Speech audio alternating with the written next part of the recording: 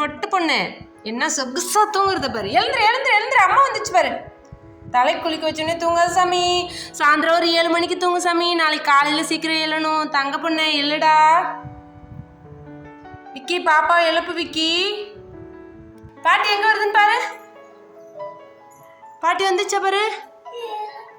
இன்னும் வரலையா? நீ என்ன சிரிப்பு? பாட்டி வராங்கன்னு சிரிப்பா விக்கி? ஊருக்கு போறோமா? நாளைக்கு ட்ரிப் போறோமா? கோயிலெல்லாம் போய் பார்க்கலாமா? பாட்டி அம்மாலாம் வராங்க, எல்லாரும் சேர்ந்து போலாம். வீல எழுந்துரு. தூங்காதடி தங்கம். இப்ப தூங்கிட்டுன்னா நைட்டு சிவராத்திரி தாண்டி, அப்புறம் காலையில கிளம்ப முடியாது தங்கம். எழு, கை கொடு. அம்மா என்ன வாங்கிட்டு வருதுன்னு பார்க்கலாவா? போய் எட்டி பார்த்துட்டு அவங்க வரலன்னு உடனே திரும்ப வந்து படுத்துக்கிட்டாங்க மேடம். வாசவி வாசவி இங்க போறாப்பா. பாட்டிக்கும் சித்திக்கும் தேங்காய் பால் ரைஸ், தேங்காய் பால் சாதம். எங்கடா போற? பாட்டி வந்துட்டாங்க ஒரே கத்தல். ரெடி ஆயிடும் ஒரு 15 மினிட்ஸ் விட்டா.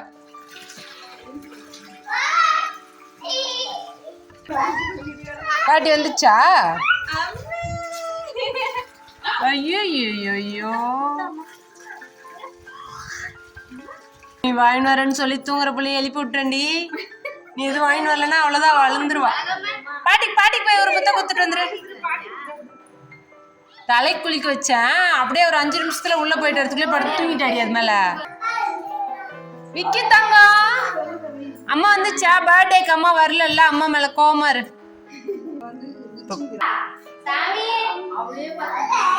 அவங்க அம்மா தான் பாக்குறான். பாட்டி இப்பதானே பார்த்தேன், அம்மாவை பார்த்தேன் 4ஆவதுன்னு அம்மாவை பாக்குறான். ஐயோ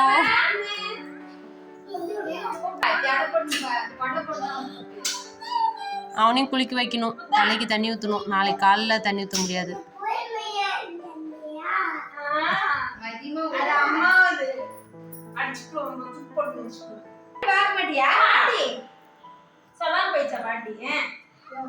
பாட்டி மேல கோவம் விக்ரம்க்கு. கோவமா இல்ல, பாட்டி இப்பதான் பார்த்தோம், அம்மாவை தான் புதுசா பாக்குறோன்ட்டு பாக்குறானான்னு தெரியல. என்ன மாதிரியே என் பொண்ணு பேக் ஆராய்ச்சி பண்ண ஸ்டார்ட் பண்ணிட்டாங்க. விக்கி பாட்டி பாரு வந்தது, படுத்துருச்சு. உன்னை தூக்காம அவன் மேல. இப்ப நிஜமா இவ்வளவு நேரம் பாட்டி வராங்கன்னு சொன்னப்போ அப்படி சிரிச்சாமா. நீ தூக்கல இல்ல அவங்க சித்தியவே பாக்குறான்.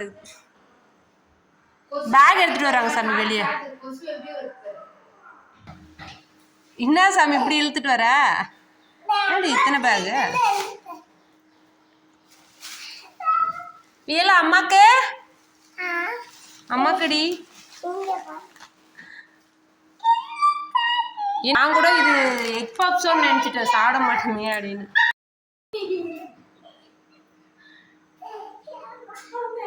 தேங்க்யூ அம்மாவா? எதுக்கு தேங்க்யூ?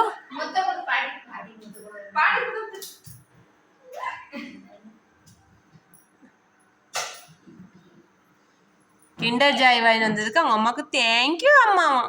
கிண்டர் ஜாய் வாங்கிட்டு வருவான்னு சொல்லி தான் ஏமாத்தின்னு வந்தேன். முன்ன தூங்க ஆரம்பிச்சிட்டல, அம்மா கிண்டர் ஜாய் வாங்கிட்டு வருவா சாமி தூங்காத அப்படின்னு. அம்மாவுக்கு தெரியா? என்ன அப்படி தூக்கினாருங்க? தூக்க முடியாத அளவு என்னது எம்மா வேர்க்குனே அவரக நிறைய இருக்குதேம்மா. எங்க மாமியார் கொடுத்து விட்டது, கடையில வாங்கினது எல்லாம். ட்ரிப்பு போகும்போது சாப்பிட்றதுக்கு ரஸ்கா? யார் சுட்டது? அம்மா இது என்ன கோதுமாவா? நீ கொடுத்து விட்ட கோதுமைன்னா அரைக்கவே இல்லை. கோதுமை அரைக்காம கோதுமை அப்படியே ஊற வச்சு கோதுமை தோசை ஊற்றியே பாதி காலி.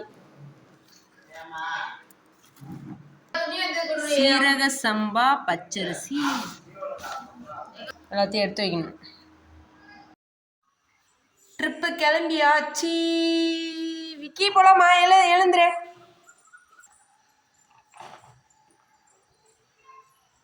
விக்கி எல்லாருக்கும் ஹாய் சொல்லு. நம்ம ட்ரிப்பு கிளம்பியாச்சின்னு சொல்லு. விக்கி கிளம்பும் போதே விக்கிக்கு சரி எப்படி சமாளிச்சுட்டு போயிட்டு வர போறோமோ தெரியல. ஏண்டா விக்கி சமத்து புள்ளியா வருடி சாமி, உடம்புக்கு எதுவும் வரக்கூடாது சாமி, நம்ம போயிட்டு பத்திரமா வந்துடலாம். Hello friends, welcome to MSV family. எல்லோரும் எப்படி இருக்கீங்க? சூப்பராக இருப்பீங்க நம்புகிறேன். நாங்களும் நல்லாயிருக்கோம். ட்ரிப்லாம் முடித்து வீட்டுக்கு வந்து ரெஸ்ட்டெல்லாம் எடுத்தாச்சு. ஓரளவு எல்லாம் பேக் டு நார்மல் வந்துட்டுருக்கோம். இது வந்து அன்றைக்கி ட்ரிப் போன அன்றைக்கி ஃபஸ்ட்டு டே சண்டே அன்றைக்கி வீட்டிலேருந்து கிளம்புனதுலேருந்து நம்மளோட ஃபஸ்ட்டு பிளானான சமயபுரம் மாரியம்மன் கோயிலை போய் பார்த்துட்டு வெளியே வந்த வரைக்கும் நான் அந்த வ்ளாகில் ஷேர் பண்ணியிருக்கேன். காலையில் 4 o'clockலாம் எழுந்து வாசல் தெளித்து கோலம் போட்டுட்டு மற்ற வேலையெல்லாம் நான் பார்த்துட்டு இருந்தேன். அம்மா வந்து ரெடி ஆகிட்டு பாப்பாவை குளிக்க வச்சு அவங்கள ரெடி பண்ணுறது அந்த மாதிரி வேலையெல்லாம் பார்த்துட்டு இருந்தாங்க. மெயினாக வந்து டிஃபன் அந்த மாதிரிலாம் எதுவும் பண்ணல. தம்பிக்கு தேவையானதை ரெடி பண்ணணும். கஞ்சி, அதுக்கப்புறம் ஜூஸு, காய் வந்து வேக வச்சு அதை அரைச்சி எடுத்துக்கிட்டேன். எது கெட்டு போகாதோ அதே மாதிரி மதியம் வரைக்கும் கொடுக்குற மாதிரி ஒரு 3 to 4 ஃபீட்ஸ் மட்டும் பண்ணுற மாதிரி ஒரு ஃபீட் வீட்டிலே பண்ணியாச்சு. அதுக்கப்புறம் ஒரு 2 ஃபீட்ஸ் தான் பண்ணியிருந்தோம். அதுக்கப்புறம் ரூம் போயிட்டோம். அந்த மாதிரி பிளான் பண்ணி அதுக்கு தேவையானதெல்லாம் எடுத்து வச்சுட்டேன். மற்ற திங்ஸ்லாம் நைட்டே பேக் பண்ணி வச்சதுனால பூஜை ரூம் வீடெல்லாம் துடைச்சதெல்லாம் முன்னாடி நாளே பண்ணி வச்சுட்டேன். அதனால் காலையில் அந்த வேலைலாம் இல்லை. தம்பிக்கு தேவையானது ஏதாவது விட்டுருவோமோ மிஸ் பண்ணிடுமோ அப்படிங்கிற ஒரு பயம்தான். அதை மட்டும் பார்த்து எடுத்து வச்சுட்டு நாங்கள் கிளம்புறதுக்கு வந்து 6:45 ஆகிடுச்சு. 6 o'clockலாம் கிளம்பணும் அப்படின்னு பிளானு. பட் கொஞ்சம் லேட் ஆகிடுச்சு. ஓகே, எப்போயுமே தம்பி பாப்பா கிளப்புறப்போ கண்டிப்பாக லேட் ஆக தான் செய்ய சொல்கிற டைம் விட. அதுக்கப்புறம் நாங்கள் ஒரு 9:30 போல் சமயபுரத்துக்கு ஒரு 10 கிலோமீட்டர்ஸ்க்கு முன்னாடியே ஒரு ஹோட்டலில் நிறுத்தி விக்ரமுக்கு டைம் ஆகிடுச்சு. ஃபீட் பண்ணிட்டிங்கன்னா போய் சாமி பார்த்துட்டு வெளியே வந்து ஃபீட் பண்ண கரெக்டாக இருக்கும் அப்படின்னு பிளான் பண்ணியிருந்தோம். அதனால் அங்கே ஃபீட் பண்ணிவிட்டு அந்த கேப்பில் போயிட்டு அம்மா தங்கச்சிலாம் சாப்பிட அனுப்பியிருந்தேன். அதில் அம்மா வந்து ஃபஸ்ட்டு சாப்பிட்டு வந்துட்டாங்க. நான் விக்ரம் ஃபீட் பண்ண முடிச்சுட்டு அம்மா வந்து விக்ரமை பார்த்துட்டாங்க. நான் போயிட்டு அதுக்கப்புறம் பிரேக்ஃபாஸ்ட் சாப்பிட்டுட்டு வந்தோம். மசால் தோசை சாப்பிட்டுட்டு சரி ஒரு காஃபி குடிக்கலாம் அப்படின்னு சொல்லி தோணுச்சு. ஃபஸ்ட்டு காஃபி குடிக்க தான் நிறுத்தணும். ஏன்னா சாமி பார்த்துட்டு சாப்பிட்லாமான்னு யோசித்தோம். பட் சரி வேண்டாம், லேட்டானாலும் ஆகிடும். நம்ம வந்து ஒரு ட்ரிப் மாதிரி போகிறப்போ வந்து இந்த ஃபாஸ்டிங் அதெல்லாம் வேண்டாம், அப்புறம் உடம்பு கெடுத்துக்கூடாதுன்னு பிளான் பண்ணி முன்னாடியே சாப்பிட்டோம். ஒரு வேளை சாப்பிடாமல் போயிருந்தோன்னா ரொம்ப கஷ்டப்பட்டுருப்போம். ஏன்னா அவ்வளோ கூட்டம் நாங்கள் எக்ஸ்பெக்ட் பண்ணவே இல்லை.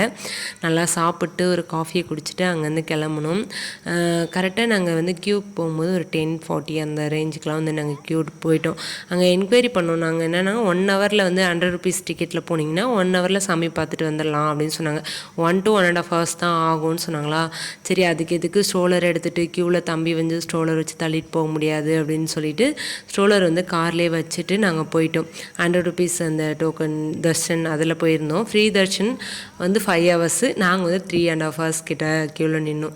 இதில் என்ன ஒரு தப்புனா விக்ரம் வந்து ஸ்பெஷல் சைல்டு இல்லையா, அவருக்கு வந்து நாங்கள் முன்னாடி என்கொயரி பண்ணியிருந்தா ப்ராப்பராக என்கொயரி பண்ணியிருந்தா விக்ரமும் என்னையும் வந்து ஸ்ட்ரெயிட்டாக உள்ளே விட்டுருப்பாங்க. பட் அதை பண்ணாமல் நாங்கள் க்யூவில் போய் ஒரு 3 hours கிட்ட க்யூவில் நின்று ரொம்ப கஷ்டப்பட்டோம். ஃபோனை வந்து வெளியே சப்மிட் பண்ணி போயிட்டோம். அந்த வெளியே அந்த க்யூக்குள்ளே போகிற இடத்துல ஃபோன் வந்து அலோடு இல்லை, சப்மிட் பண்ணிட்டு போங்க அப்படிங்கிற மாதிரி சொல்லியிருந்தாங்களா. அதை நம்பி நாங்கள் சப்மிட் பண்ணி போயிட்டோம். பட் எல்லாருமே ஃபோன் எடுத்துகிட்டு தான் வந்தாங்க. ஃபோன் கையில் இருந்திருந்தால் என்னென்னா விக்ரமுக்கு ஏதாவது வீடியோ காமிச்சிருக்கலாம். மெயினாக பாப்பா வந்து ஃபோன் காமிச்சு ஏதாவது கண்ட்ரோல் பண்ணியிருக்கலாம். பட் அந்த க்யூவில் அவங்க பண்ணுற அட்டகாசம் தாங்க முடியல.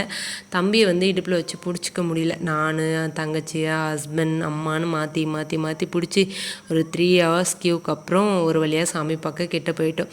கடைசி ஒரு 1/2 hour இருக்கும் போது வந்து அந்த இடத்துல ஒரு செக்யூரிட்டி இருந்தாங்க. அது வரைக்கும் யாருமே வழியில் வந்து செக்யூரிட்டிஸ் யாருமே இல்லை, நம்ம வார்டும் போகிற மாதிரி தான் இருந்தது. அந்த இடத்துல இருந்தவங்ககிட்ட கேட்ட உடனே இந்த மாதிரின்னு சொன்னதுக்கப்புறம் குழந்தை கூட 2 பேர் போங்க அப்படின்னு சொன்னாங்க. உடனே சரி அம்மா ஹஸ்பண்ட் வந்து நீ அம்மா கூப்பிட்டு போ, அவங்க ரொம்ப டயர்டாக இருக்காங்கன்னு சொல்லிட்டு அம்மா நான் தம்பி பாப்பா 4 பேரும் வந்து ஸ்ட்ரெயிட்டாக சாமிக்கிட்ட போயிட்டோம். ஒரு 1/2 hour கழிச்சு ஹஸ்பண்டும் தங்கச்சி அந்த க்யூவில் வந்து சாமி பார்த்துட்டு வெளியே வந்தாங்க. ஆனால் கடைசியாக எவ்வளோ கஷ்டப்பட்டாலும் சாமி பார்த்தது வந்து ரொம்ப திருப்தியாக இருந்துச்சு. அந்த ஒரு மிஸ்டேக் மட்டும் நாங்கள் பண்ணியிருந்தோம். அதே மாதிரி குழந்தைங்கள வச்சுட்டு இந்த மாதிரி பெரிய பெரிய கோயிலுக்கு சண்டே ஸ்பெஷல் டேலாம் பிளான் பண்ணாதீங்க. அன்றைக்கி சண்டேன்றதுனால தான் அந்த அளவுக்கு கூட்டம் அப்படிங்கிற மாதிரி சொன்னாங்க. பட் ஒரு வழியாக நல்லபடியாக சாமி பார்த்துட்டு அதுக்கப்புறம் ஹோட்டலில் வந்து செக்இன் பண்ணி ரெஃப்ரெஷ் ஆகிட்டு திருச்சி உச்சி பிள்ளையார் கோயில் போயிருந்தோம். அந்த நெக்ஸ்ட் வ்ளாகில் நான் ஷேர் பண்ணுறேன். பாய்.